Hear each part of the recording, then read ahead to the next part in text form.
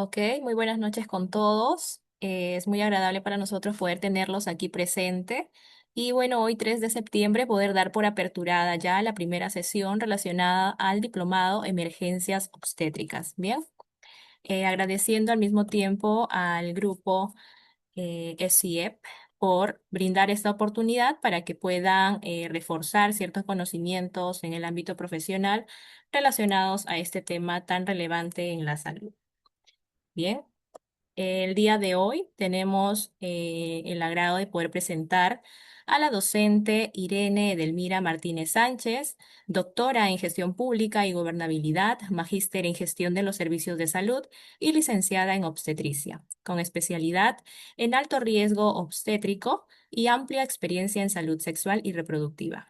Destacada por su capacidad de liderazgo y trabajo en equipo y compromiso con la salud integral. Para nosotros es grato poder darle bienvenida, Magíster Irene. Y dicho esto, poder también mencionar, ¿no? Que para participar o para cualquier tipo de interacción durante la clase, pueden usar las opciones de Zoom, levantando la manito y eso sí, manteniendo las cámaras y los micrófonos silenciados para no interrumpir. Bien, ahora sí vamos a dar por aperturada ya la clase o la sesión del día de hoy. Adelante, Magíster Irene. Buenas noches con todos. Buenas noches con todos. Es muy grato poder trabajar con todos ustedes en este diplomado de emergencias obstétricas. Y bueno, vamos a compartir conocimientos y poder así afianzarnos, eh, quizás salir de algunas dudas y bueno, seguir siempre no aprendiendo, porque en el camino se aprenden muchas cosas y el día de hoy pues vamos a trabajar con lo que es mortalidad materna, ¿no? Magíster, disculpe, si tiene sus diapositivas para poder darle la opción de compartir. Sí, Sí. sí es A ver, positivo. a ver, un momentito. Ya está. Correcto. ¿Ya se ve la pantalla? Sí, sí se aprecia. Ok.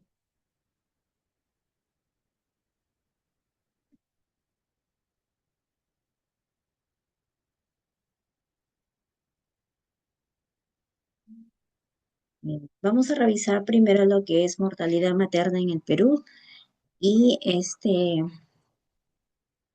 lo que es mortalidad materna según la estimación.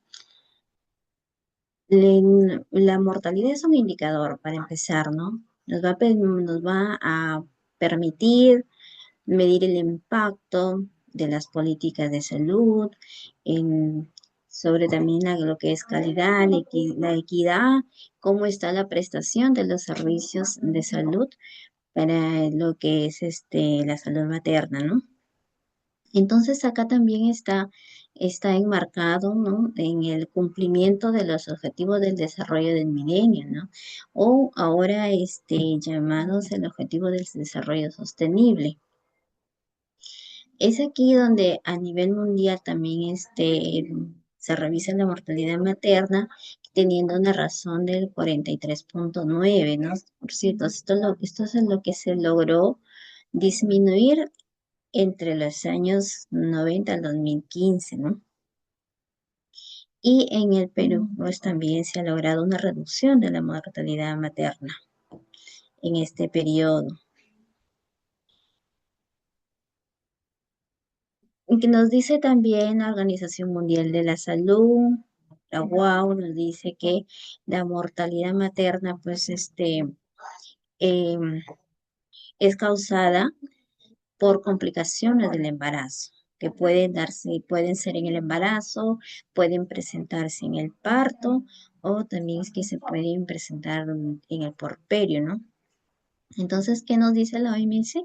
Que en el año 2000 y en el 2023 la tasa mundial de mortalidad ha disminuido. en un 40%, ¿no? Anteriormente, había muertes de 328 a 197, ¿no? Por 100.000 nacidos vivos. Y acá se logró reducir, ¿no? En una tasa de promedio anual del 2.2%, ¿no? Bueno, es un logro sustancial. Y después, o sea, ¿cuál es el objetivo de acá para el desarrollo sostenible? De acá al 2030 es reducir a 70 muertes maternas por cada 100.000 nacidos vivos.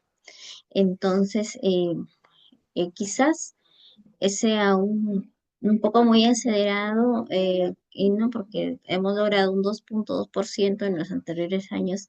Ahora se estima o se pone como objetivo lograr un 15%, ¿no? Un 15% en los próximos 7 años. Lograrlos, este 15%, bueno, no va a ser imposible, pero creo que si todos como personal de salud podemos, ponemos bastante énfasis, entonces se va a lograr disminuir esta mortalidad materna.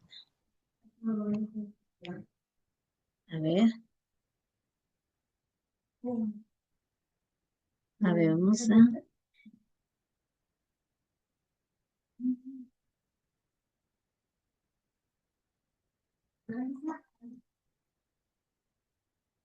Entonces, acá la mortalidad materna,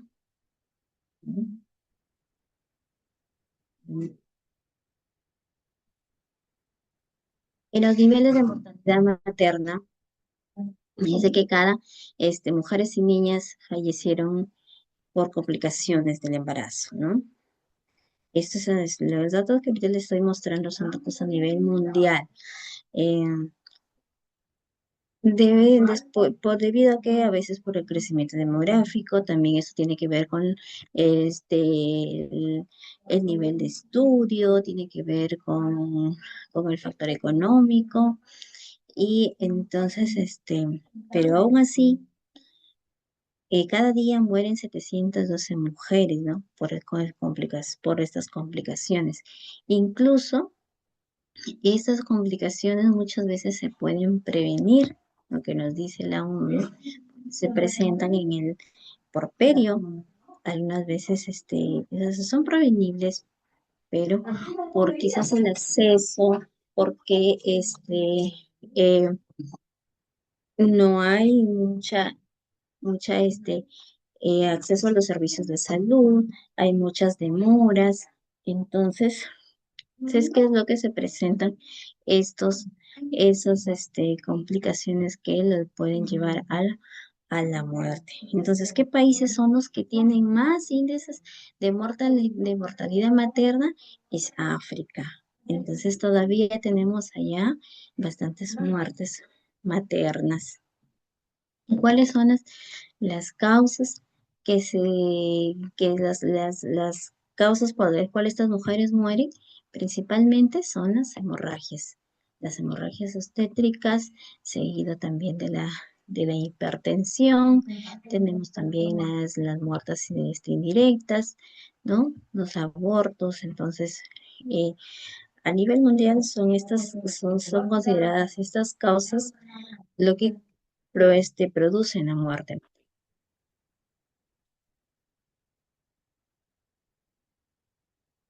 Y tenemos acá la mortalidad materna en el Perú. Desde el 2000,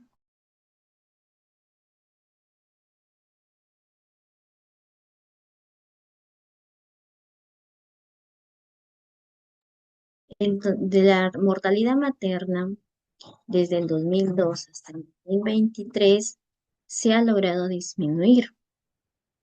Vemos así que en el 2002 teníamos 619 muertes maternas, considerando que para el 2023, ¿no? Hay una tendencia de que disminuyó estas muertes maternas, ¿no? Estimadas. Entonces se ha logrado bajar tenemos, bueno, en el 2021, 2022, por lo que es la pandemia de COVID, se incrementan las muertes maternas, pero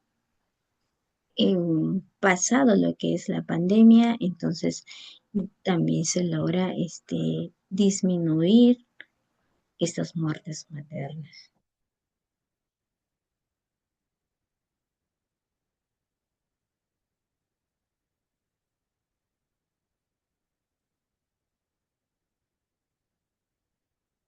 Entonces acá tenemos una clasificación de muertes maternas, ¿no?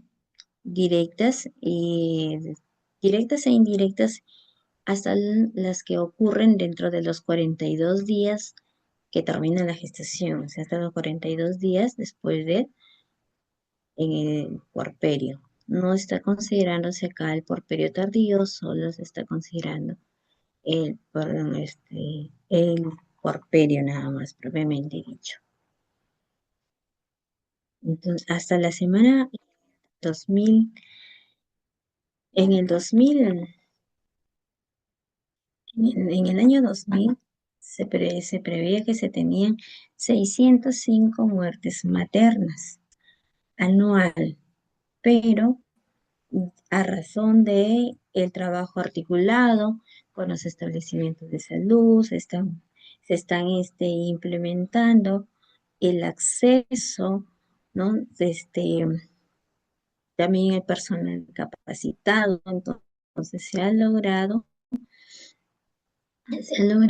ya disminuir, tal es así que en el 2024 ya hay una tendencia preliminar de 244 muertes internas. Y a la semana 30 del 2020, del año 2025, pues tenemos 130 muertes registradas.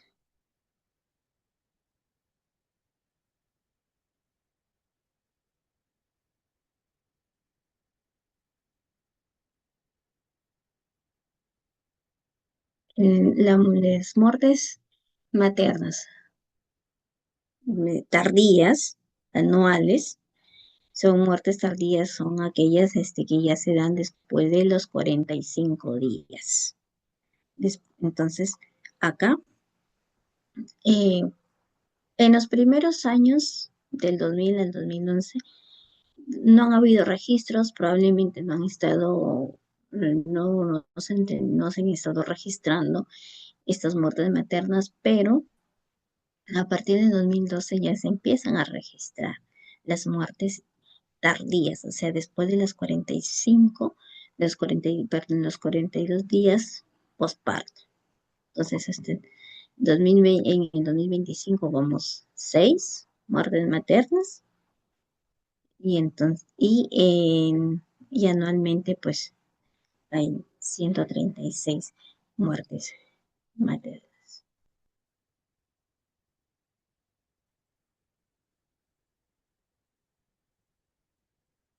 Ujú.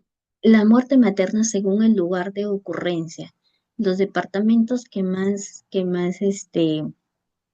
con más muertes maternas tenemos a Loreto. Loreto es el lugar donde más ocurrencias tiene de muertes maternas. Bueno, acá debido a la accesibilidad, debido también a que acá tiene que ver mucho lo que es también la educación, ¿no? Son lugares con más pobreza, entonces por eso es que acá están relacionados, por ejemplo. En el 2024 eh, tuvieron 16 muertes maternas como departamento, pero en el 2025 ya van 20 muertes maternas, entonces una diferencia de cuatro, de 4 muertes maternas más, ¿no?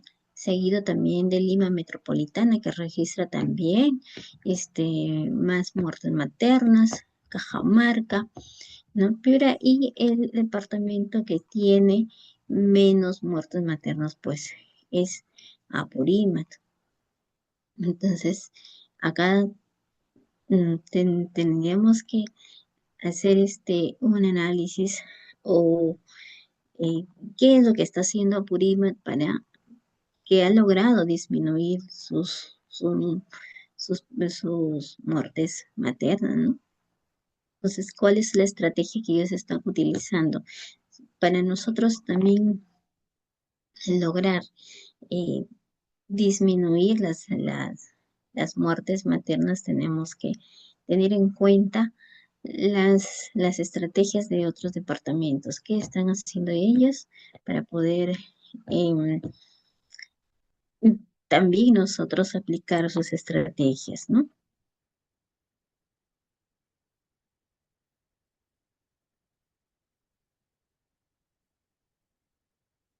Según procedencia, las muertes maternas, tenemos también, bueno, la mayor procedencia tiene Loreto, son las mujeres que más, al ser referidas, son los que Loreto es el departamento que más le refiere, y bueno, son las mujeres que terminan en una muerte materna. Entonces, y según eh, en muertes directas e indirectas también tenemos a Cusco, a pesar de que Cusco antes, en el año 2019, 2015, el departamento que más muertes tenía, pero aplicando estrategias y capacitando al personal de salud. Entonces, estos muertes maternas se han logrado disminuir, ¿no? Y ahora Cusco eh, ha bajado, sí, su razón de mortalidad materna, pero aún continúa con muertes maternas, ¿no? Teniendo en cuenta que estos son lugares de difícil acceso, no son parte sierra, la demora en lo que es llegar a buscar los servicios de salud.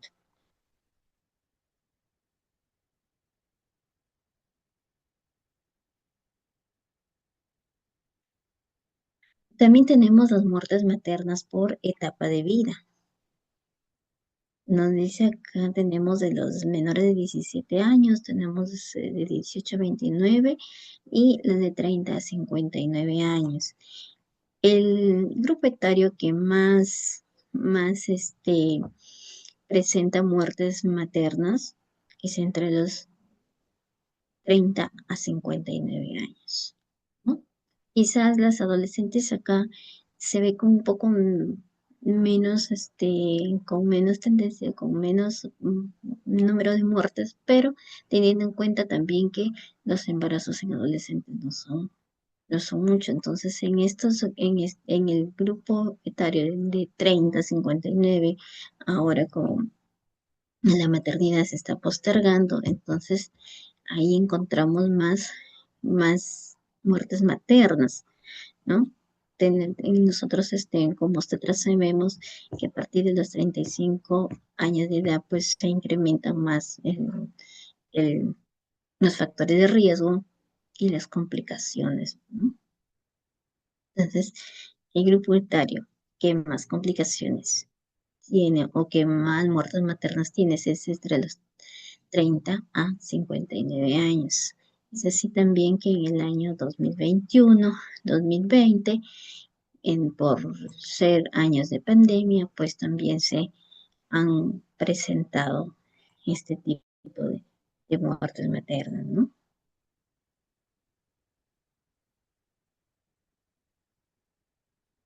Los departamentos que tienen más muertes maternas eso, son según su grupo etario, tenemos Amazonas, en- entre 30 a 59 años, tienen su mayor índice de muertes maternas. Y dos de 17 años han tenido una muerte materna y de 18 a 29 también han tenido una muerte materna. Entonces, pero de 30 a 59 años es donde más muertes maternas se presentan. Así también tenemos Cajamarca. Cajamarca tiene 7 muertes maternas entre 30 y 59 años. También Loreto presenta alto índice de muertes maternas en este grupo etario. Tenemos también Lima, en la Lima metropolitana, como vimos en la lámina anterior. También ahí tiene las muertes maternas entre 30 a 59 años. Es el grupo de etario que se debe tener mucho más cuidado por las complicaciones que se pueden presentar. Acá tenemos una proporción de muertes maternas el, según el lugar de fallecimiento. ¿Quiénes son los que presentan más muertes maternas? El MINSA, bueno, el MINSA porque es la mayor población que se atiende, ¿no? La mayor parte de la población cuenta con SIS. Le sigue salud, que también hay un grupo significativo de asegurados que pues se atienden, también presentan muerte materna, sanidad y entonces ahí se han presentado estos lugares. Son considerando también a sanidad. En domicilio también tenemos un mayor número, ¿no? Sí, los partos domiciliarios, aún tenemos partos domiciliarios. Hay población de la zona rural que aún se atiende con las parteras, entonces incrementando así el riesgo de mortalidad materna. Hay pacientes, sobre todo de la zona, ¿no? De la zona rural, que son cesáreas anteriores primera vez y que no quieren seguir en el segundo embarazo, no quieren, tienen miedo aunque vuelvan a ser cesáreas y ellas terminan dando a luz con partera, ¿no?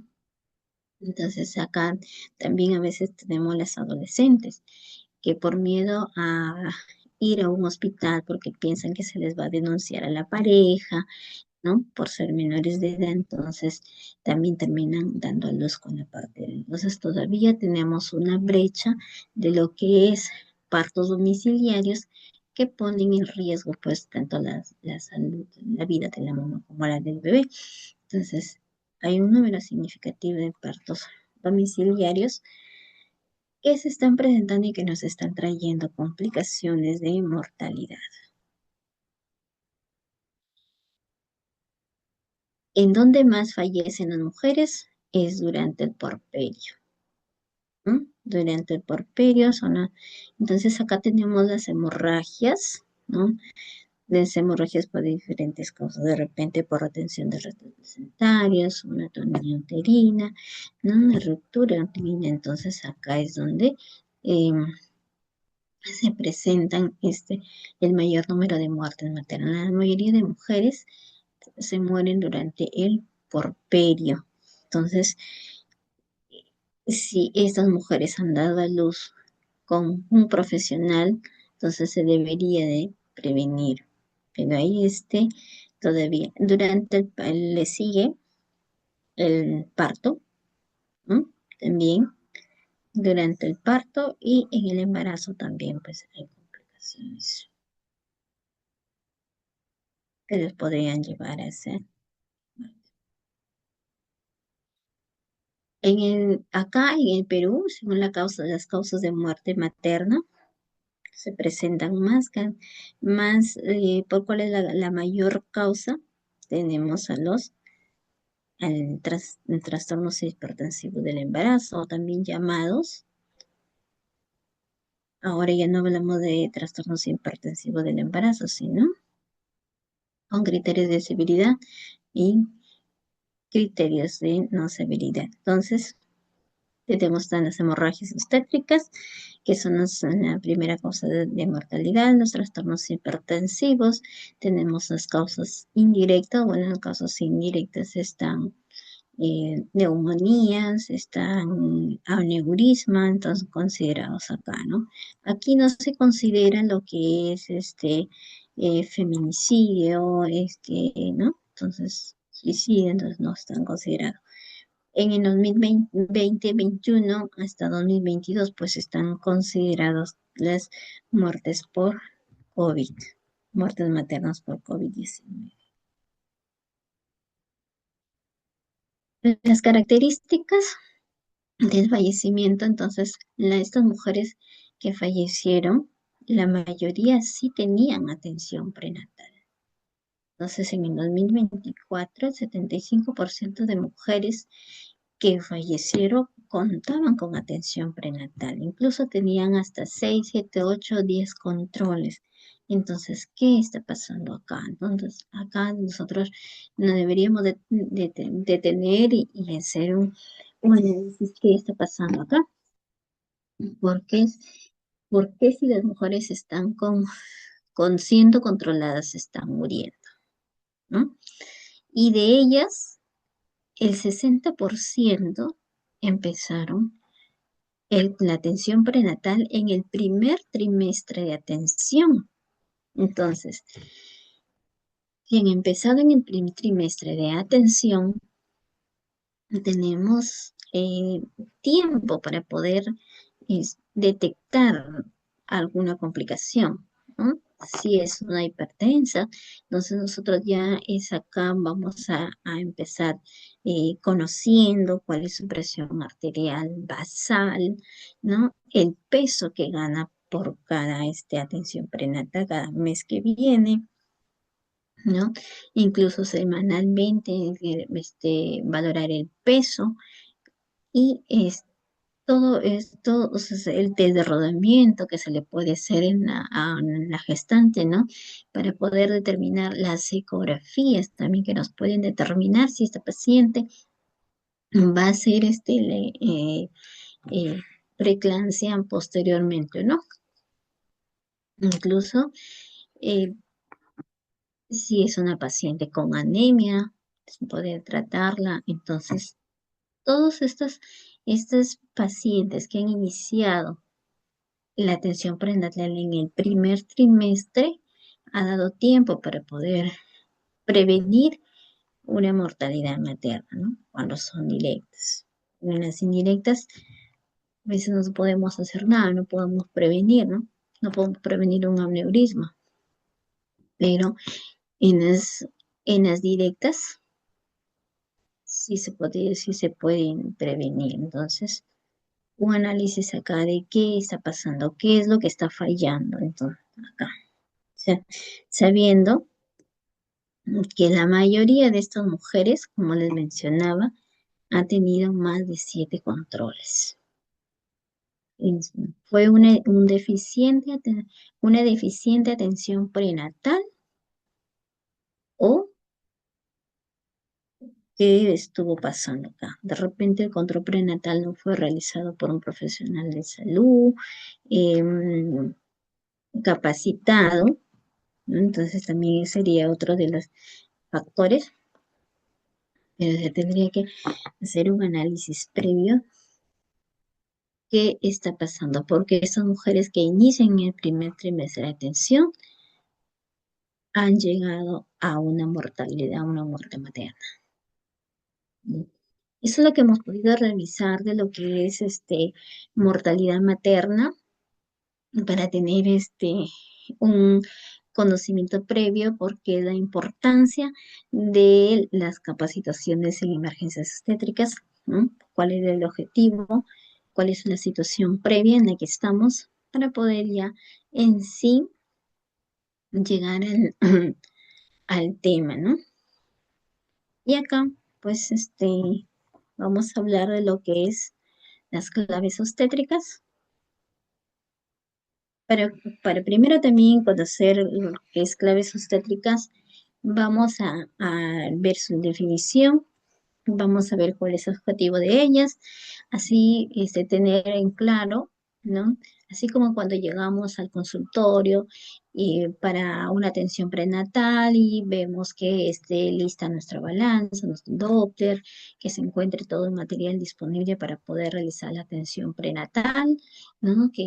O si es una toma de, por ejemplo, de Papa Nicolau, asegurarme que tengo un material, o de repente no vaya a ser que llega mi paciente, la subo a la camilla y me doy cuenta de que no tengo el espéculo, ¿no? No puedo bajar a la señora en la camilla, ¿no? Ya cambiada y traer al espéculo. Entonces, primero entonces vamos a conocer qué es lo que deben de tener nuestras claves obstétricas, en qué momento vamos a utilizarlas y posteriormente ya vamos a ver el tema a profundidad.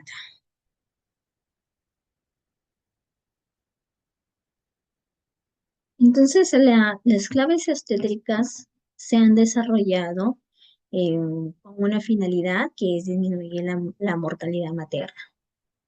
El Ministerio de Salud elaboró estas normativas, ¿no? Para podernos guiar, o sea, es una guía que el personal de salud debe de seguir, ¿no? El protocolo para poder salvaguardar la salud materna. Entonces, ¿cuándo se va a usar? Tiene, tiene que usarse en una forma adecuada, en una forma oportuna y, y mediante trabajo organizado, ¿no? Porque hay que organizarse, hay que, así, incluso entre el equipo de salud, realizar un ensayo de cómo vamos a utilizar nuestras claves, porque a veces de repente llega personal nuevo y dicen, necesitamos usar la clave roja, tráeme la clave roja y de repente el personal no sabe dónde está ni para qué se utiliza y de repente me llega una paciente convulsionando y le digo, tráeme la clave, no le digo cuál de las claves, de repente me trae la clave roja, la clave amarilla, entonces, entonces para eso que el líder, mm, generalmente la obstetra, debe de realizar un ensayo previo, ¿no? Con su equipo de salud, ¿no? Y viene una emergencia, tú te vas a encargar de aquello, designar funciones, tú te vas a encargar de la clave, tú te vas a encargar, y cosas así para poder organizarse y no estar a la hora del momento de hora de emergencia, no estar cruzándonos, que de repente hasta un accidente se puede presentar, ¿no? En, para ello, en estas guías, el Ministerio de Salud, pues, consideró tres tipos de claves. La clave roja, que es para el manejo de las hemorragias obstétricas o el shock hipovolémico, ¿no? En todo lo que es hemorragias, no donde se va a manejar con la clave roja. La clave azul, ¿no? Para el manejo de los trastornos hipertensivos, ¿no? O, como se dice, la preeclampsia con criterios de severidad o sin criterios de severidad, que ya también lo vamos a ver en las posteriores sesiones. Y la clave amarilla, que son por las infecciones severas, pues, ¿no? En caso de una sepsis por retención de restos placentarios, repenticorenionitis, ¿no? Incluso hasta hay infecciones del tracto urinario que son recurrentes, que muchas veces son asintomáticas y que pueden terminar en una sepsis. Los componentes de la clave, bueno, para ello, como les mencionaba, hay que organizar primero los servicios. ¿En qué servicio voy a atender yo a mi emergencia estética? ¿En dónde voy a atender al paciente que viene por una hemorragia? ¿No? Ese consultorio, ese tópico de emergencia es el que debe de estar implementado con sus tres claves, ¿no? ¿Quién es el que está liderando? Generalmente, como le decía, la obstetra, ¿no? Entonces, liderando, esta paciente está sangrando mientras yo voy haciendo la atención obstétrica, ¿no?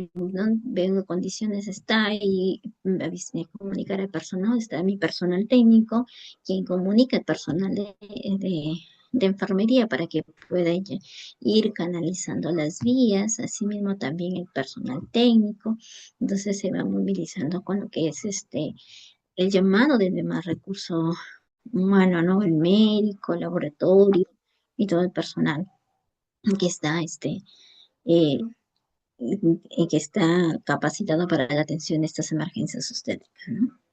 Entonces, se hace una organización, cómo vamos a actuar, ¿no?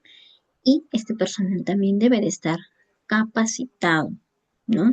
Está capacitado, entonces va a saber en qué momento eh, va a actuar, en qué momento tengo que hacer la referencia, a dónde qué equipos voy a utilizar, ¿no?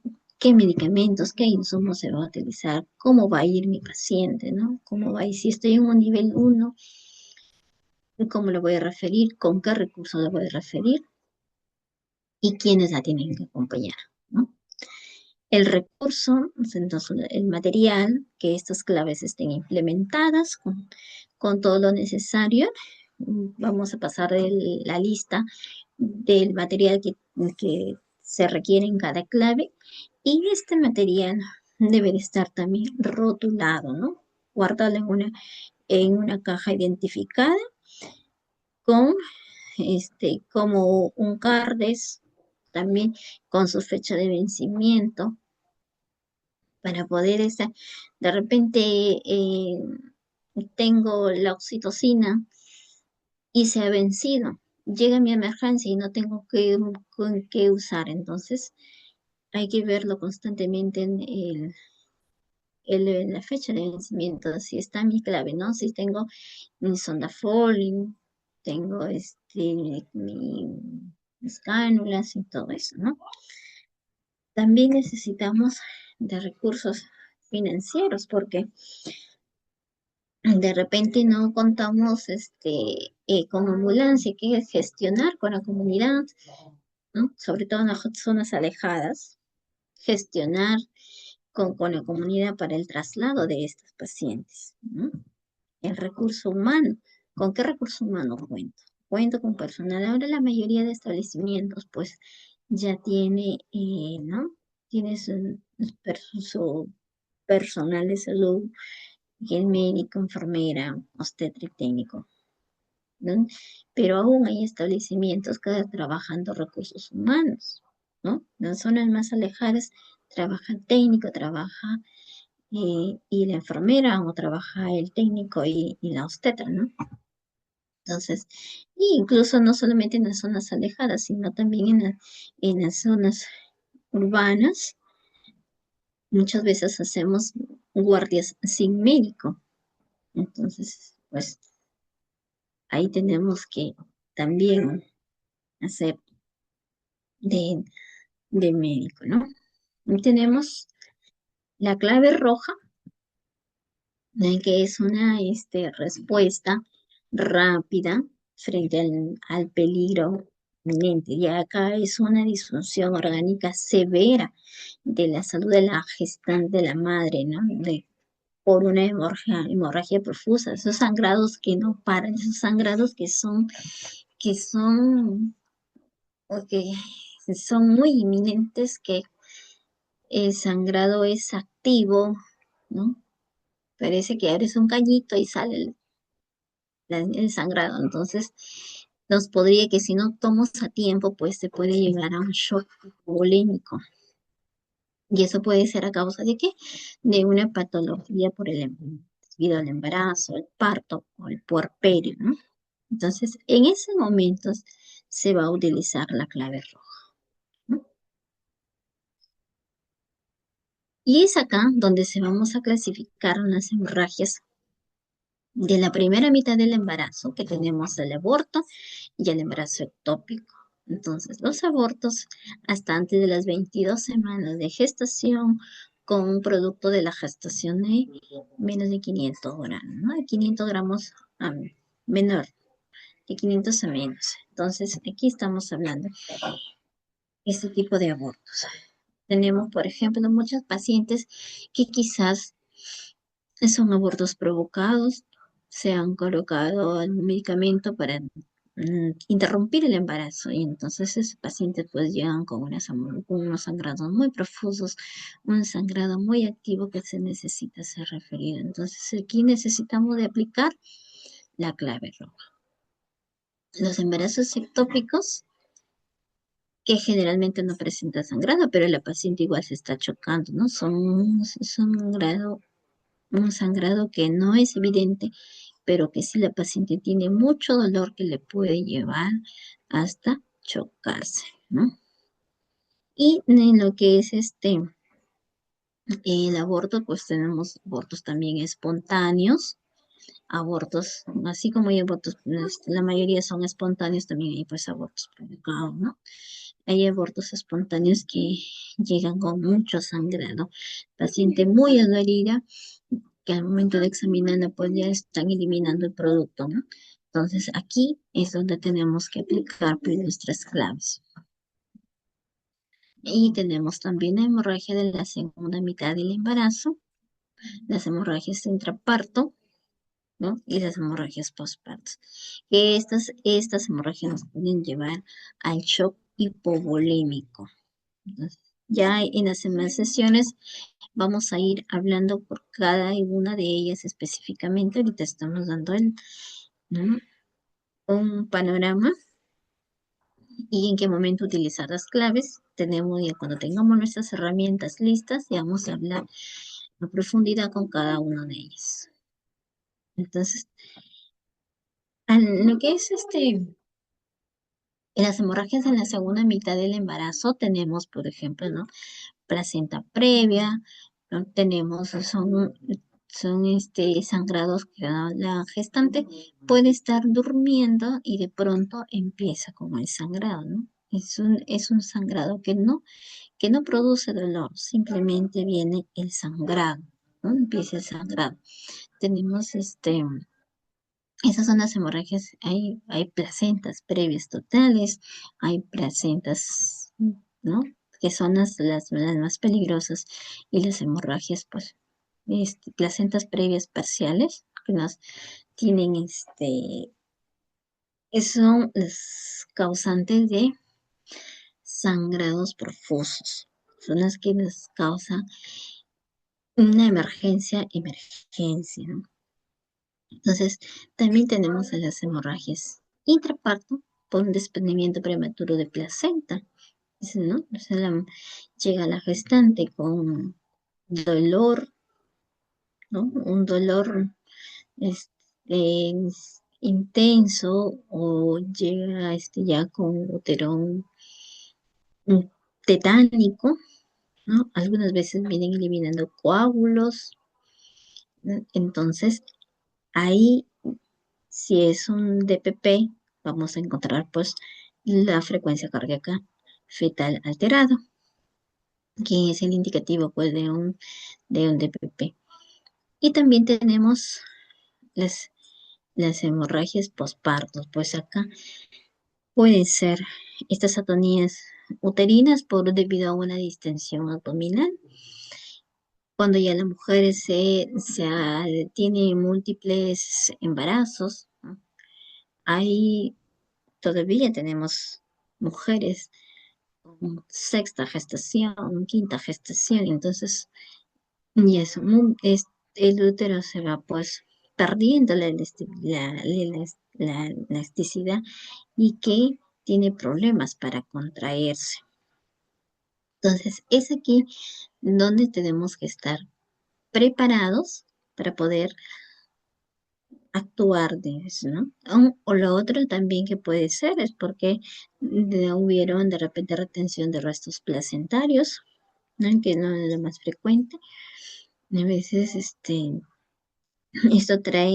se quedó un cotiledón, entonces esto lleva a sangrar, o sea, no se contrae el útero y empiezan el sangrado profuso.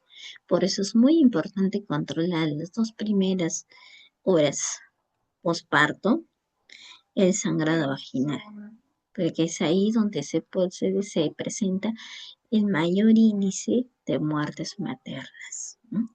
Son las 2 horas clave, las dos principales horas cruciales que tenemos que estar evaluando el sangrado, el tono uterino y las funciones vitales, ¿no? Esta paciente está con funciones vitales estables, ¿no? está con el útero contraído, baja de cicatriz umbilical, no, y si no hay dolor, entonces estamos bien. El paciente que está dolorida, un útero que se relaja, ¿no? Está eliminando coágulos, entonces algo está pasando ahí. Hay algo que no le está permitiendo que ese útero se pueda controlar adecuadamente. Es ahí cuando ya se debe verificar, o puede ser también por los desgarros vaginales, no, sí, no todos los sangrados pues son por retención de restos placentarios, sino puede ser por un desgarro vaginal, que de repente faltó suturar, una ruptura de cuello uterino, a veces las pacientes jovencitas que su bebé nace con mucho peso o el pujo es muy brusco, entonces te puede producir se rompió el cuello. Entonces, y ese sangrado pues también no pan, ¿no? No pan, no, es profuso, no, no se puede controlar. Entonces, ahí es donde el personal de salud, de todo el equipo que está atendiendo a la gestante o a la puérpera, pues tiene actual, ¿no? Tenemos que evitar que esa paciente se choque. Las funciones vitales son cruciales y es muy importante, sobre todo el pulso,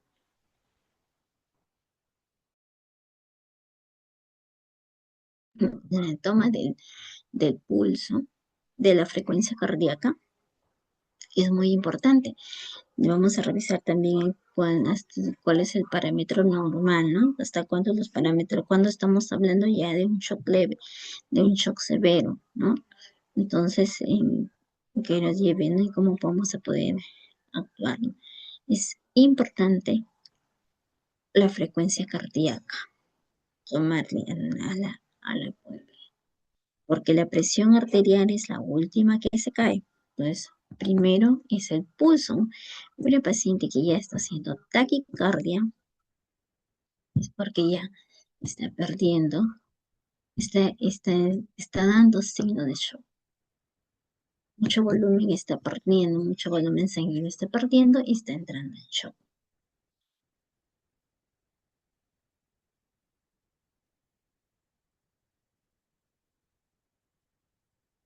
Acá tenemos el manejo inmediato del shock hipovolémico.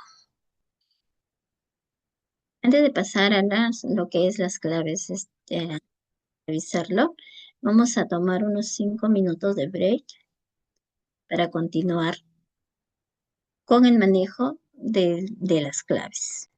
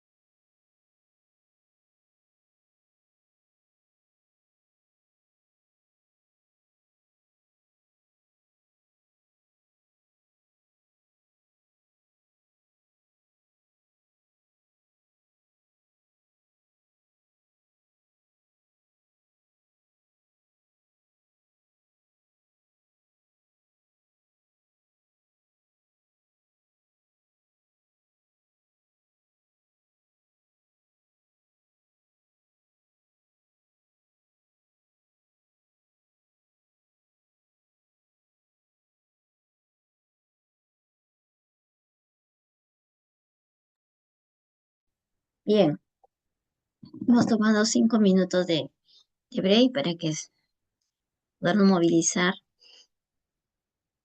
poder quizás tomar algo.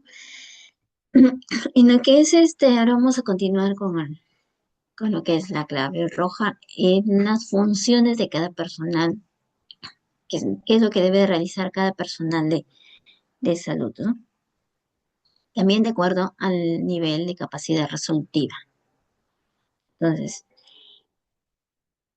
la clave roja, como ya les mencionaba, es, se puede usar en la gestante, en puérpera, ¿no? Con sangrado vaginal profundo, de acuerdo al, al momento en que se encuentra, ¿no? Entonces, ¿cuál es la función de la obstetra? Lo primero que tiene que hacer la obstetra es evaluar frente a qué paciente me encuentro. ¿Es una gestante mayor de 32 semanas o es una gestante menor de 32 semanas? ¿No? Según la evaluación que yo realizo, entonces voy a saber qué procedimiento continúa, ¿no? Si es una gestante mayor de 32 semanas, estaré pensando en qué puede ser. De repente, 30 semanas, 32 semanas, 34 semanas. ¿Qué estoy pensando que es? Puede ser de repente, ¿no? Una placenta previa, un DPP. Entonces, va a ser, ¿qué es lo que va a hacer la obstetra? Hacer el monitoreo obstétrico. Controlar si esta paciente tiene dinámica uterina, ¿no? Valorar los latidos cardíacos fetales, dentro de qué parámetros se encuentran, si están dentro de la valoración normal, ¿no? Sé que 120, 160, ¿no? Sí. Este bebé de repente está con taquicardia, está con bradicardia, entonces hay que hacer esa valoración. Si es una gestante que ya tiene una ecografía previa que me dice que tiene placenta previa, entonces yo voy a evitar ser el tacto vaginal. Paciente con placenta previa, dependiendo del grado, no se hace tacto vaginal, no se realiza especulocopía, pero sí vamos a estimar la pérdida sanguínea y tenemos que hacer un monitoreo estricto de las funciones vitales, ¿no? Porque como ya les mencionaba, sobre todo la frecuencia cardíaca, porque es la primera que se altera, la primera es el indicador para saber si esta paciente está entrando en shock o no. Entonces, si esta gestante fuera menor de 22 semanas, entonces yo sí puedo hacerle un tacto vaginal. Entonces, puedo hacer especulogopía para poder verificar si hay presencia de restos en la vagina, ¿no? Si es que se pueden retirar o no se pueden retirar, o poder solicitar una ecografía. Muchas veces las pacientes llegan expulsando el producto, ¿no? Llegan con bastante sangrado, llegan con bastante dolor, que al momento de examinarlas, encuentras en el canal vaginal el producto. Entonces, si se retira, entonces el sangrado va a disminuir, disminuye el sangrado. Entonces, ya se le va colocando también su vía, ¿no? Entonces, y si esta paciente ya no es una gestante, es una hemorragia que se ha presentado en el posparto o en el intraparto. Entonces, ¿qué tenemos que hacer?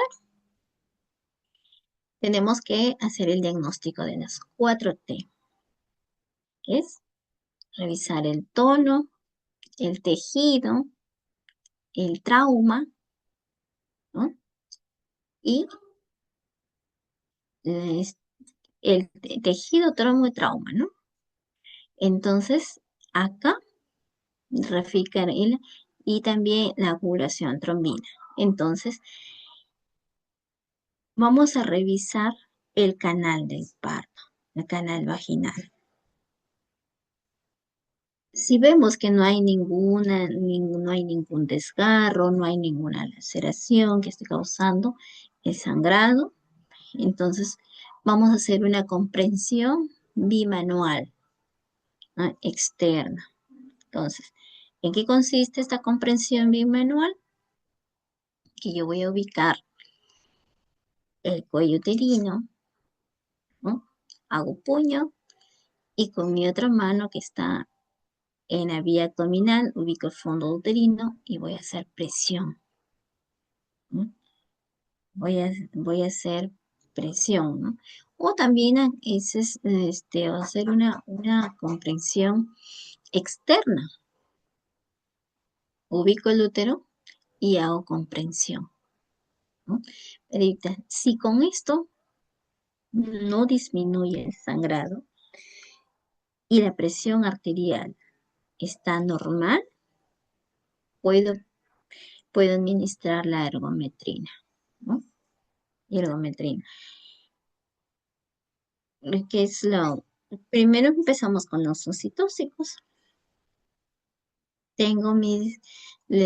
para eso también he utilizado el alumbramiento dirigido, ¿no? Que son, sale el bebé, ¿no?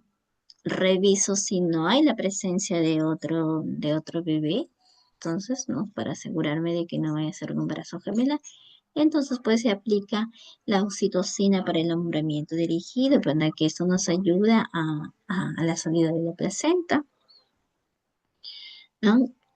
Ya le pongo mi frasco de cloruro también con oxitocina, 30 unidades de oxitocina cuando hay sangrado profuso.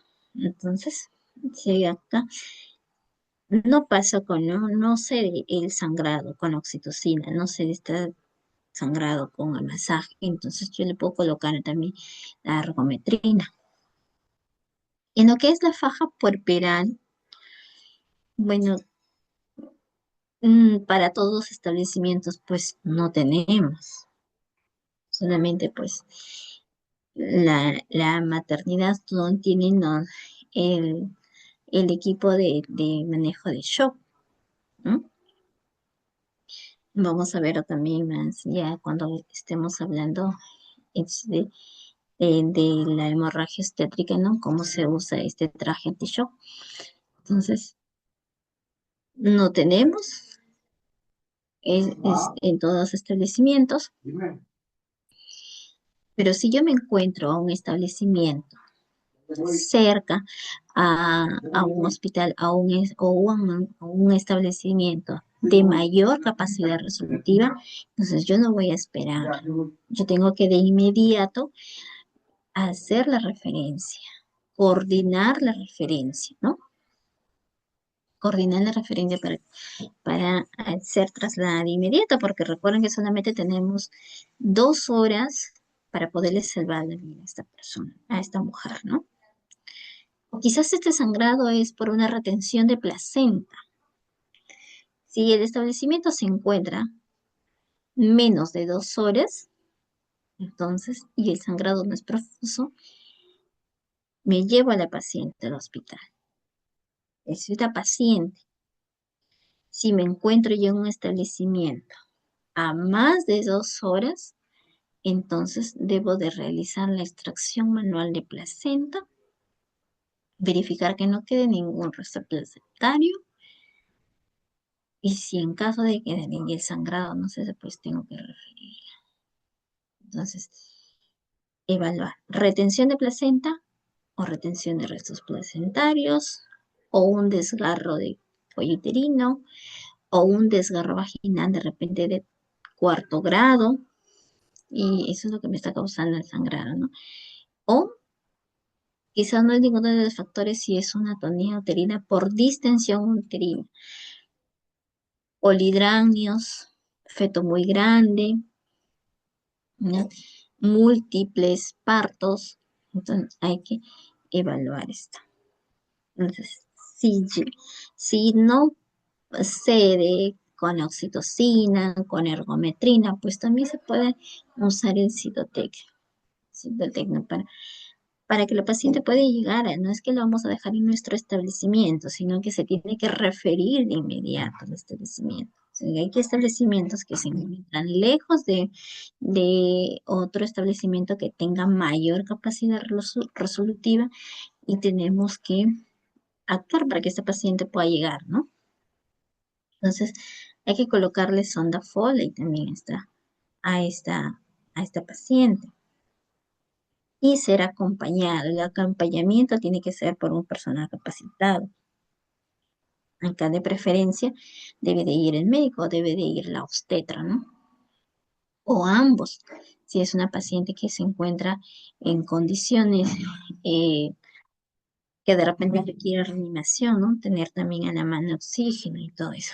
Entonces, eso es lo que la obstetra va a estar bien monitoreando la parte obstétrica, mientras que la enfermera se encarga de canalizar las vías, porque esta paciente que está con sangrado profuso debe de ir con con dos vías seguras, ¿no?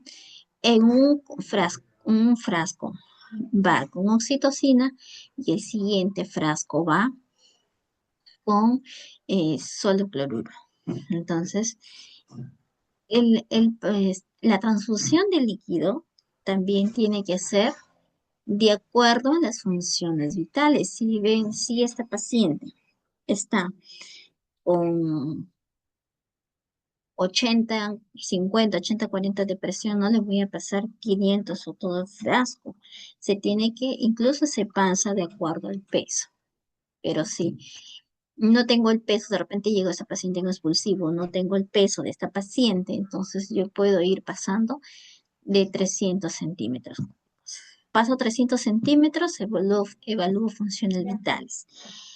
Si estas funciones vitales han mejorado, entonces ya se queda goteo. Pero si estas funciones vitales no han mejorado, yo puedo transfundir 300 centímetros más.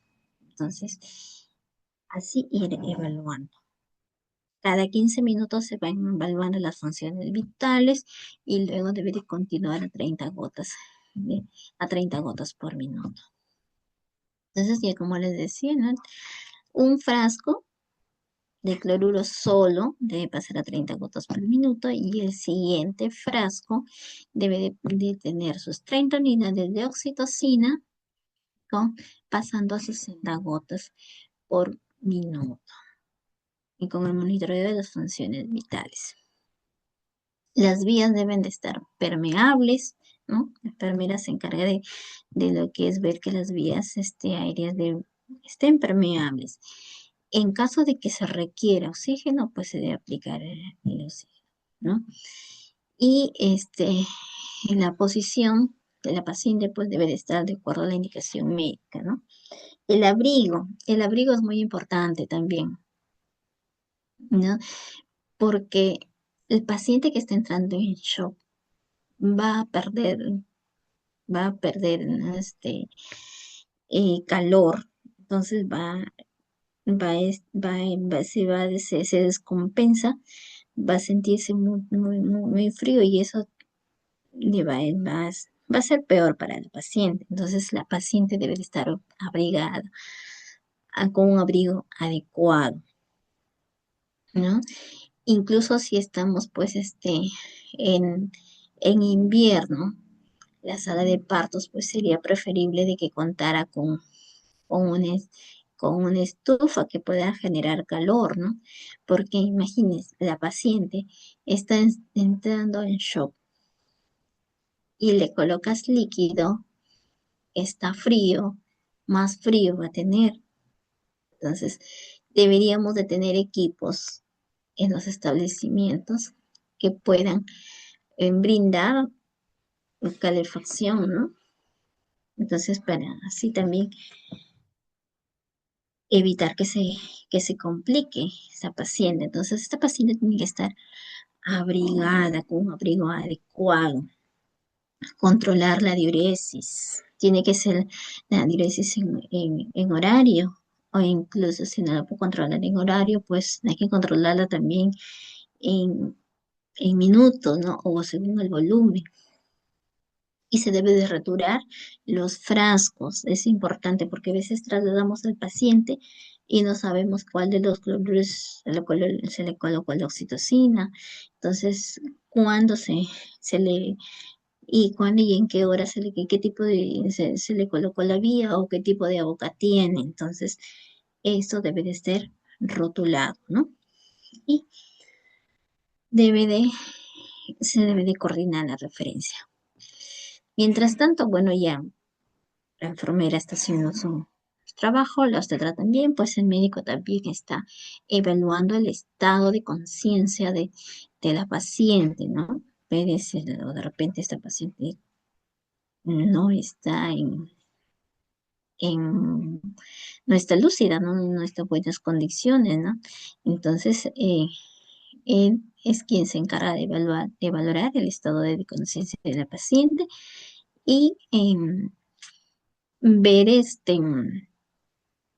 qué indicación, qué tratamiento puede seguir. De repente, bueno, que balón, pues en los establecimientos carecemos de de este instrumento, pero se puede hacer la compresión bimanual. Entonces, como le mencionaba también, si hay una retención de placenta, si el sangrado no es activo, se refiere de inmediato. Pero si es la hemorragia severa, pues se tiene que hacer una extracción de placenta, ¿no? Siempre y cuando el personal pues se encuentre capacitado, ¿no? Y verificar si es que hay alguna laceración, ¿no? O hacer este pinzamiento del lugar donde se ha hecho pues el desgarro, ¿no? Monitorear, como les decía, la función vital a cada 15 minutos. Hay que comunicar al lugar del establecimiento. Comunicar, porque muchas veces decimos, vamos a coordinar. ¿Y qué te dice el establecimiento de salud? No tengo camas.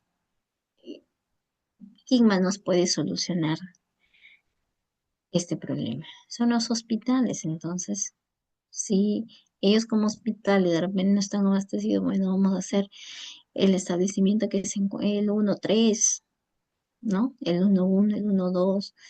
Entonces, debemos de, como solamente comunicar que estamos llevando tal paciente en tales con el diagnóstico y en condiciones, ¿va? ¿No?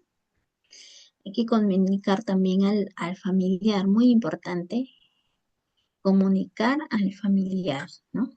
En qué condiciones está su paciente y si hay la probabilidad de una transfusión sanguínea, si es que hubiera necesidad de transfundir sangre, ¿no?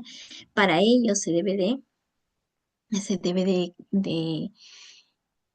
de buscar a los donantes. Si es una paciente que está sangrando es profusamente, entonces hay que ya comunicarle, ¿no?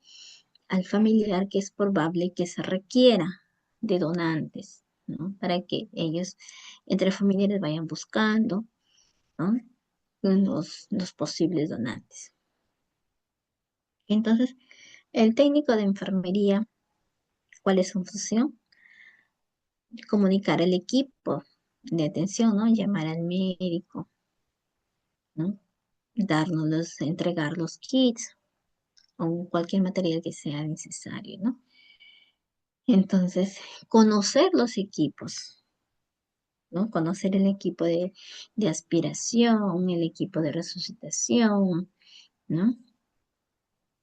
Y es también si es que nosotros, todo el personal profesional está cada quien atendiendo a la gestante, también el personal técnico puede comunicar al, al familiar o a la gente, ¿no? Que es que se necesita de un posible donador de sangre. Y si estamos en un establecimiento 1-3 o de repente establecimiento 1-2 que cuenten con personal de laboratorio. Entonces hay que hacerle de inmediato pues una hemoglobina, ¿no? Un hematocrito, saber qué grupo de sangre tiene esta paciente, ¿no? El- las pruebas básicas que tenemos. Ahora si estamos en un hospital, pues podemos hacer de todo, todos los análisis que nos indica la normativa. Pero si estamos en un establecimiento 1-3, 1-2 que tenemos lo básico, pues al menos una hemoglobina, un hematocrito, un grupo sanguíneo para saber qué tipo de sangre tiene esta paciente y qué tipo de sangre se va a requerir, ¿no?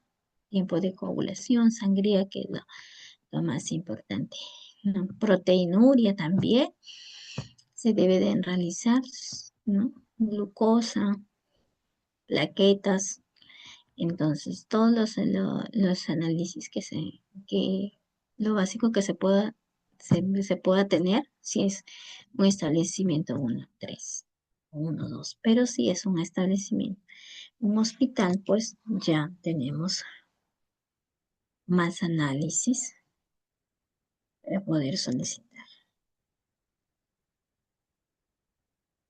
Y el manejo inmediato de lo que es preeclampsia o eclampsia, o llamado ahora preeclampsia con criterios de severidad o de no severidad. También tenemos al equipo con sus diferentes funciones, ¿no? El personal técnico de enfermería, pues muchas veces es que se eh, encarga tiene el primer contacto con el paciente porque es quien lo realiza, quien le hace de repente pasar al tópico o que ya se ponga en condiciones, ¿no? En donde se ponga la paciente en condiciones para ser evaluada, ¿no? Entonces es el quien, y quien nos ayuda pues también llamando al demás, a los del equipo, ¿no? Al médico, a la enfermera. Entonces el personal también técnico debe de conocer lo que es la clave, ¿no? Una paciente que está convulsionando, que ya la obstetra me dice, esta paciente está con 160, 110 de presión, entonces ya el personal técnico está, atento para poder tener, o sea, para poder entregar la clave o para trasladar los equipos que se requieren, ¿no? Entonces, ¿qué hace el personal de obstetricia? El personal se carga de la evaluación obstétrica, ¿no? Entonces, si es una gestante, hay que hacerle el monitoreo materno, ¿no? Control de frecuencia cardíaca fetal, control de función de las funciones vitales de la madre, evaluar cómo fueron sus pesos durante el control prenatal, cómo estuvieron las presiones, cómo está el ácido sulfasalicínico y ver en qué condiciones está llegando la paciente, ¿no? Es una paciente que está todavía estable, es una paciente que está presentando criterios de severidad, de repente dice, me está doliendo la cabeza, o de repente es una paciente que ya llegó con epigastralgia, entonces ver en qué condiciones está y para poder administrar la clave, ¿no? Entonces, esta paciente, si es una paciente que ya llega ya con preeclampsia, con presiones de 150, 100, 150, 90, entonces ya debo de aplicar mi clave azul, colocarle, ¿no? Su doble vía también, colocarle doble vía, colocarle su sonda Foley, o si es una paciente que ya se encuentra convulsionando, pues voy a colocar, ¿no? Entonces el sulfato de magnesio. Son 5 ampollas. En un frasco de cloruro se colocan 5 ampollas, se pasan 400 a chorro y luego se quedan a 30 gotas por minuto. Entonces, ahí con esto yo voy a controlar las convulsiones, ¿no? Si esta paciente pues se encuentra con 160, mayor de 160 la presión arterial, y, 100, y con 110, entonces voy a administrar pues, entonces, y lo primero que tengo que hacer es ya estar coordinando la referencia, ¿no? Este paciente me va a convulsionar en cualquier momento o el bebé va a entrar en sufrimiento en cualquier momento. Entonces hay que terminar el embarazo y debo de realizar la referencia pues inmediatamente porque ya este problema no se va a solucionar en un establecimiento de salud o si estamos en un hospital pues ya depende de las condiciones del ginecólogo si esa paciente va a intervenir de inmediato o va a hacer otra valoración. Entonces la enfermera, ¿qué es lo que tiene que hacer? Eh, Colocar las vías, ¿no? Un cloruro, como ya les mencionaba, va a ir con el sulfato de magnesio y el otro va a ir solo. El control de la diuresis horaria, el monitoreo de las frecuencias de las funciones vitales. Hay que registrar también los medicamentos que, es- que se le ha colocado, ¿no? Hay que tomarle también el ácido sulfasalicílico. De repente ya está positivo este ácido, entonces ya nos está indicando que hay daño de los órganos blancos y pues de inmediato hay que acudir. El médico debe de valorar el estado de conciencia y el examen clínico general, ¿no? Mm, Hay que pedir una prueba de bienestar fetal si es que los establecimientos cuentan con monitor, ¿no? Para poder realizar este bienestar fetal. Si no, pues hay que hacer referencia a lo inmediato y comunicar también a los familiares la severidad del caso y qué manejo se va a seguir en el hospital, ¿no? Y el control de la presión arterial, pues debe de ser estricto. En laboratorio se realizan las pruebas que tengamos según el nivel de capacidad resolutiva, ¿no? También indispensable la urea, la creatinina, ¿no? O sea, el perfil hepático si es que lo tuviera, y si no, pues hay que ser de lo básico y hacer su referencia al establecimiento que tenga capacidad resolutiva. Si es una paciente, pues, que es una eclampsia, ya no la voy a llevar a un hospital de un hospital 2, ¿no? Ya tiene que ser uno de mayor capacidad resolutiva, un hospital que tenga UCI, un hospital que tenga banco de sangre, ¿no? Entonces, ya no, a veces los hospitales de primera instancia, los que tenemos, de repente no tienen una UCI, pues ya no voy a estar yendo al hospital que no tiene la capacidad resolutiva, sino ya directamente hay que ganar tiempo, porque a veces las demoras en decidir dónde llevo a mi paciente nos puede, se nos puede complicar y podemos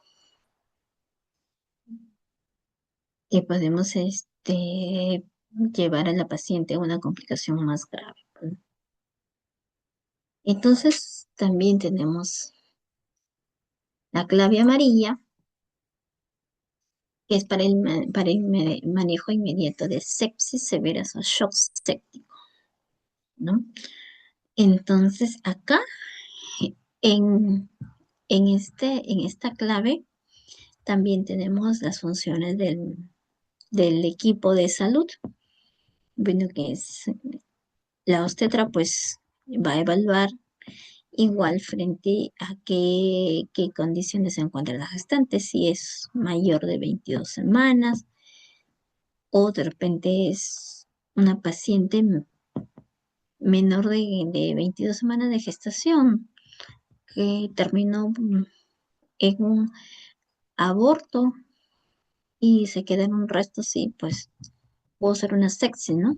Entonces hay que evaluar, ¿no? Un valor o puede ser también que una paciente mayor de 22 semanas con una pérdida de líquido, ¿no? Que hay pacientes que pierden líquido, pues, pero no es profuso, eliminan poquito y así se mantienen varios meses, ¿no? Entonces ahí pueden hacer una sepsis, entonces hay que valorar el estado de vida del paciente y comunicarle pues al médico quien va a evaluar si fuera una gestante, aún o de repente es una puérpera por retención de restos placentarios, o de repente puede ser una sepsis por una ITU.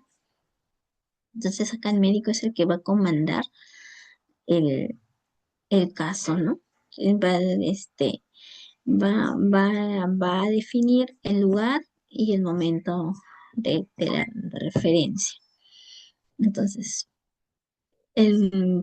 también se realiza un monitoreo estricto de funciones vitales, igual la enfermera se encarga de colocar una vía permeable, si la paciente puede necesitar el oxígeno, de administrarle el oxígeno,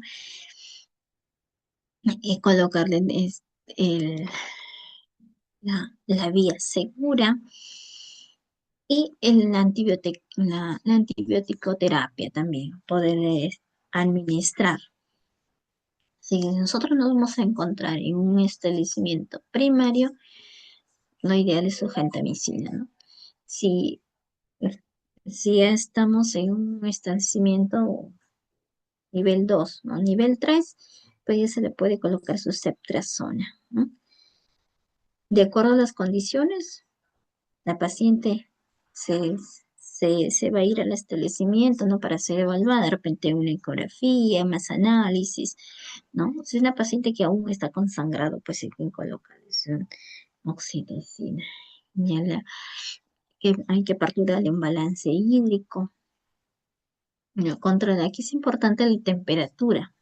O este paciente o está con fiebre o de repente la temperatura ya está menor de 36 grados, ¿no? Entonces, acá es, así como en hemorragia es importante controlar la frecuencia cardíaca, acá pues es importante controlar la temperatura. Ese paciente también se le debe de abrigar para que no pierda más calor. Colocarle su urocultivo, hacerle un urocultivo, colocarle en una bolsa colectora y hacerle también un urocultivo si es que el establecimiento, si es que el laboratorio cuenta con equipo para hacer el cultivo. Si no, ya se realiza pues en un establecimiento de mayor capacidad. El laboratorio pues se le van a hacer los análisis que cuente, que que se cuenten con los análisis con los que se cuenten en el laboratorio, se le va a hacer un grupo sanguíneo, que es lo más, ¿no? Importante, un hematocrito, una hemoglobina, según lo que esté indicado el médico, en lo que le indique el médico, ¿no? Y esta clave amarilla, lo que debe de contener, pues son el cloruro, los equipos de venoclisis, catéter, el catéter endovenoso siempre es el número 18, ¿no? Para que nos ayude a la transfusión de, de los líquidos, ¿no? Y los antibióticos que no deben de faltar, ¿no? Siempre verifica la fecha de vencimiento utilizando la, la vía segura, utilizando el medicamento correcto, ¿no? Entonces, sí, Es un paciente que estamos en un establecimiento 1213. Hay que comunicar al establecimiento de mayor capacidad resolutiva que una vez estabilizado el paciente, ya lo podemos referir, ¿no? Porque aquí lo importante es que llega el paciente, evaluar y iniciar la antibiótico-terapia, ¿no? Porque no se va a poder actuar si es que no se le pone antibiótico primero al paciente. Llega al hospital y este paciente no está con antibiótico, pues estamos en una demora. Llega a tu establecimiento, evalúas su antibiótico, se estabiliza el paciente y se refiere, ¿no? Y el personal que acompaña, pues debe ser personal de obstetricia. Y una vez llegado al establecimiento de mayor capacidad resolutiva, ya es el ginecólogo quien se va a encargar de, de los cuidados, ¿no? De seguir el protocolo y del procedimiento que se va a realizar. El personal también de salud le explica al familiar, ¿no? ¿Por qué va a ser referido su paciente? Y el, el motivo, por el motivo por que se está refiriendo, para allá también evitar inconvenientes al lugar donde se ha sido referido. Entonces, ese es en el manejo de sepsis severa. No, no todas las sepsis son son en el porperio, pues, sino también en la gestante, hay sepsis en gestantes que pueden ser, a veces hay por las infecciones urinarias que ya le había mencionado, ¿no? O a veces por una ruptura prematura de membranas, que también hacen su orioneuroitis. Entonces, todos estos temas son los que se van a, hemos hecho un análisis, un preámbulo de lo que se va a tratar más, más adelante, ya las patologías, ¿no? La fisiopatología de todo lo que, cómo se produce la, la, la morbilidad. Entonces ya tenemos el conocimiento que vamos a usar para cada una de estas movilidades. Y en qué momento en la función de cada profesional para poder es hacer frente a esta emergencia que se presente. Entonces así podemos evitar las muertes maternas que se vienen presentando en, en Perú y porque pues no también a nivel. Acá también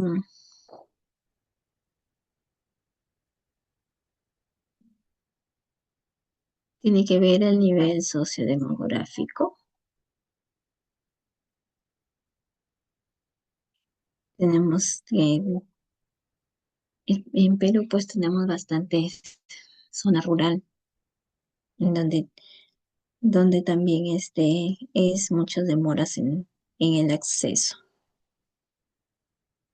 Bien, si no hay ninguna pregunta,